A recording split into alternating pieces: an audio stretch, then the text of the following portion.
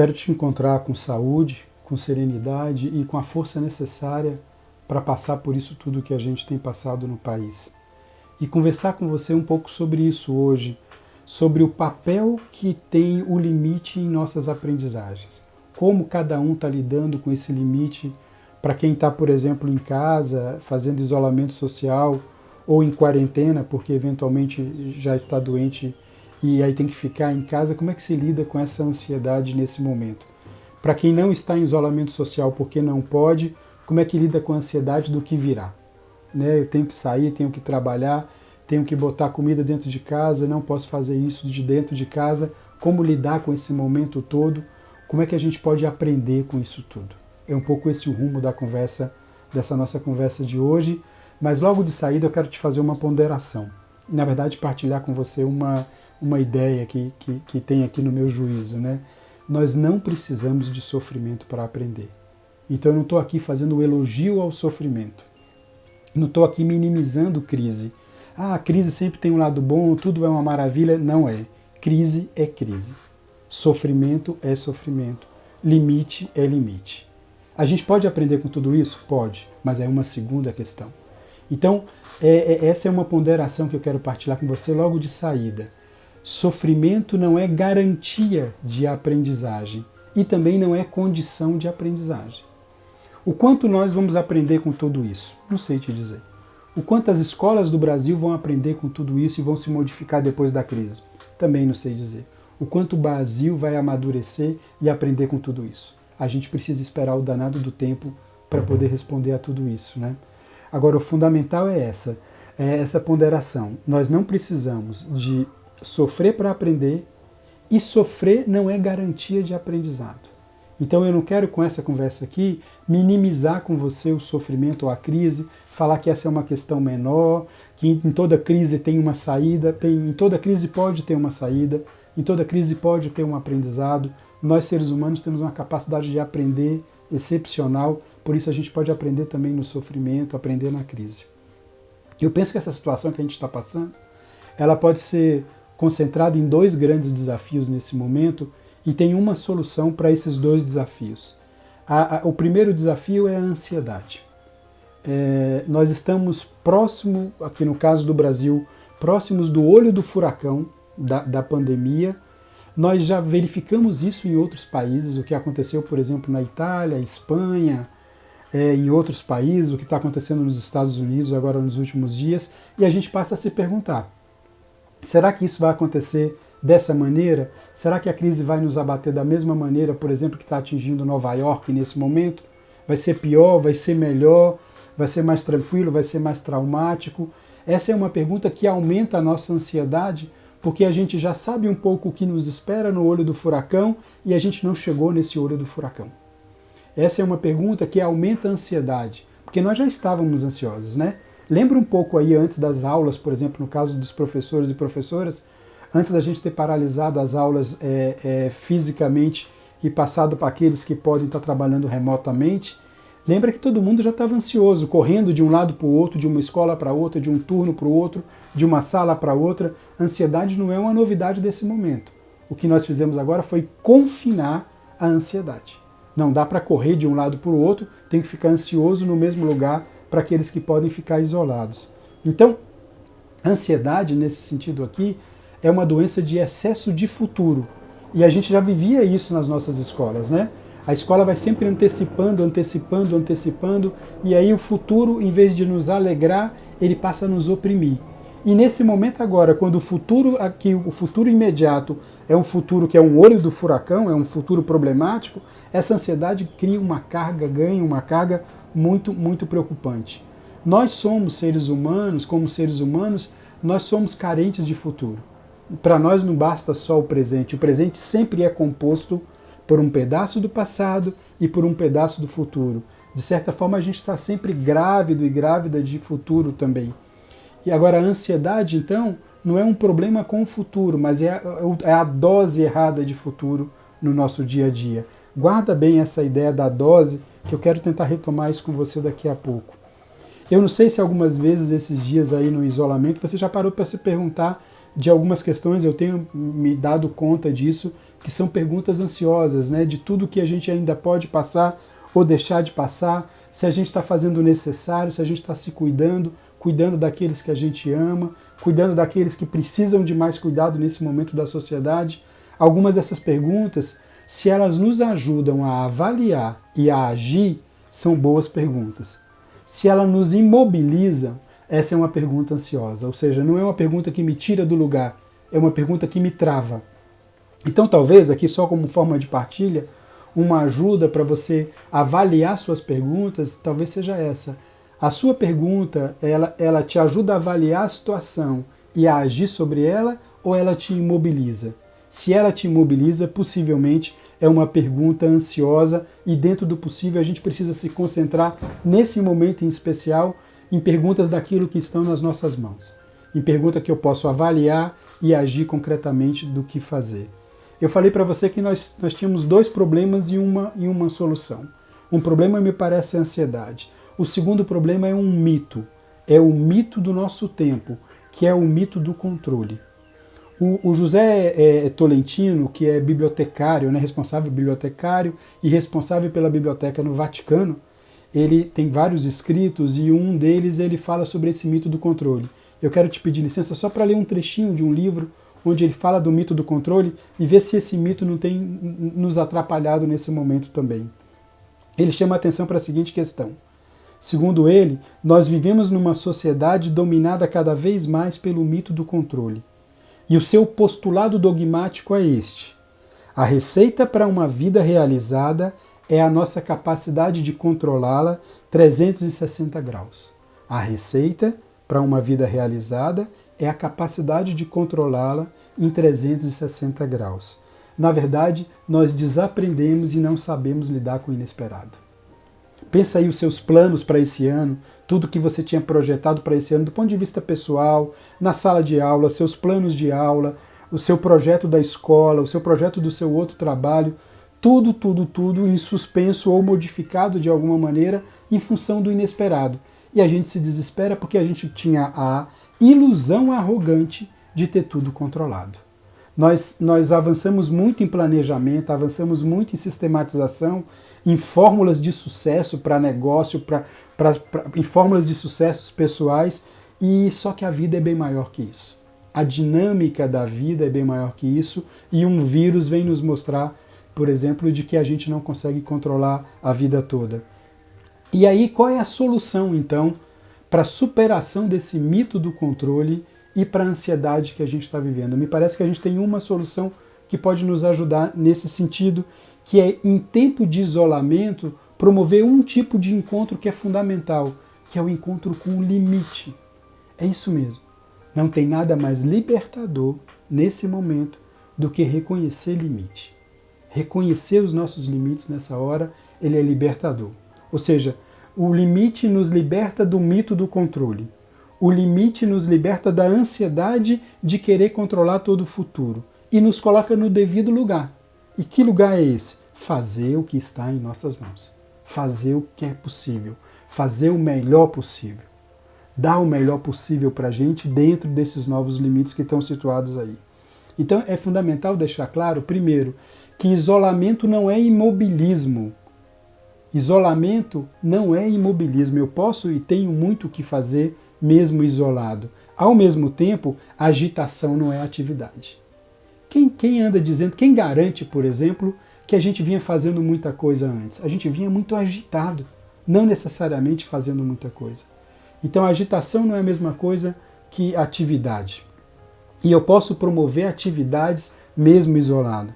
Ou seja, a ação concreta nesse sentido é gastar energia com aquilo que está em nossas mãos. Ter clareza do que eu posso e do que eu não posso fazer. E aí, como aprender com limite nesse sentido?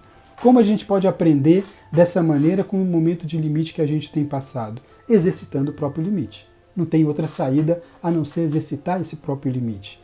Pessoalmente, é retomar um tema estudado há muito tempo pela professora Madalena Freire, que é o tema da rotina. Tudo que a gente faz está estruturado num tripé: tempo, espaço físico e atividade. Toda atividade sua ocupa um espaço e ocupa um tempo. Qual é a novidade aqui? A novidade aqui é que nós prensamos todo o nosso espaço no espaço digital. Alguns de nós, por exemplo, têm lidado com o espaço digital da mesma maneira ansiosa ou até mais do que lidava antes. Eu quero transportar todas as minhas atividades agora para um espaço só, que é o espaço digital, que é o espaço virtual. E eu preciso diferenciar isso, em especial para quem está dentro de casa o tempo todo, senão eu vou no mesmo espaço começar a confundir as coisas. Eu posso não ter um cômodo para trabalho. Eu aqui tenho essa varanda aqui de casa para trabalho. É uma maravilha. Mas mesmo se eu não tivesse a varanda para trabalhar, eu preciso, por exemplo, não misturar a mesa que eu como da mesa que eu trabalho, mesmo que seja a mesma mesa. Entende isso? Quer dizer, eu tenho que organizar a mesa para a hora do trabalho, eu tenho que desorganizar a mesa do trabalho e organizar a mesa para a hora da refeição. Caso contrário, as coisas vão se embolar cada vez mais. E aí nós podemos sair piores do que entramos desse momento de isolamento social. Eu preciso, então, estruturar o meu tempo dentro de casa, já que eu não tenho vários espaços para marcar o tempo diferente, a chance de eu confundir o tempo e a atividade agora ela aumentou. Porque é o mesmo espaço o tempo todo. Então eu tenho que demarcar, tenho que reinaugurar ritos dentro de casa para mostrar que hora eu estou estudando, que hora eu estou trabalhando, que hora eu estou com a criança agora brincando com as crianças, que hora é hora de descansar, que hora é hora de, se possível, fazer algum exercício físico. Então, como é que eu me organizo dentro da minha estrutura de rotina para criar marcadores desse tempo? Já que os marcadores externos, nesse momento, eles estão muito nebulosos, eles estão ou não existem se de fato você está fazendo isolamento, o tempo todo está no mesmo espaço. Então, nós comprimimos o espaço físico dentro do espaço virtual e tenho que reorganizar toda a minha rotina do ponto de vista pessoal. É fundamental limitar o tempo nessa hora. Então, o tempo para descanso, não posso descansar muito e não posso deixar de descansar. O tempo para trabalho, não posso trabalhar muito. Quantos de nós, trabalhadores na área de educação, por exemplo, temos trabalhado aí quase o dobro do que vinha trabalhando antes? Eu nem sei, eu fico me perguntando em alguns momentos, nem tanto uma pergunta que uma professora sempre gostava de me fazer, não é para onde a gente corre, mas do que a gente corre tanto. E tem gente tentando correr dentro de casa sem sair do lugar para de repente não enfrentar o que tem que enfrentar, e eu não imagino o que leva cada um de nós a essa correria danada, além daquela que é necessária mesmo.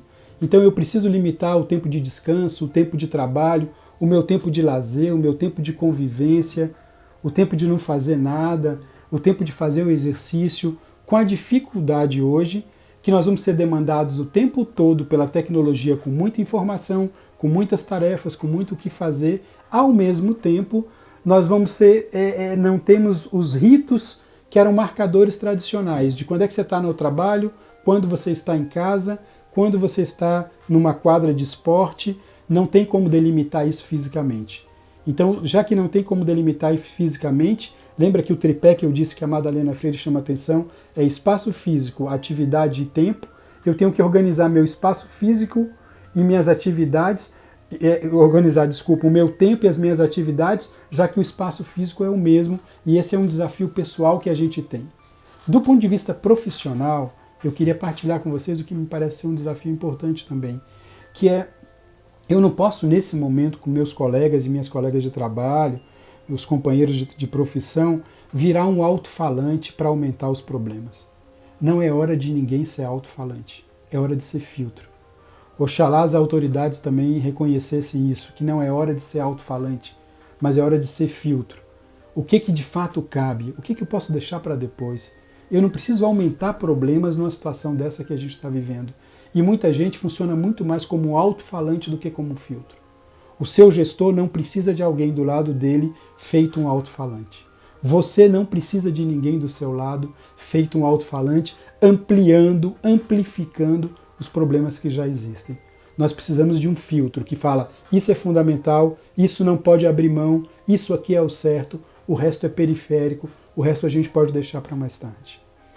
Uma outra ponderação do ponto de vista profissional tem a ver com a tomada de decisão, que eu acho que cabe também do ponto de vista pessoal. Agir com presteza é fundamental na crise. Eu tenho sentido algumas coisas, nunca passei por um momento desse de pandemia, mas eu tenho sentido assim, se fosse possível elaborar uma regrinha, O que hoje é difícil, amanhã é mais difícil ainda, depois de amanhã é quase impossível, do ponto de vista de algumas coisas do cotidiano.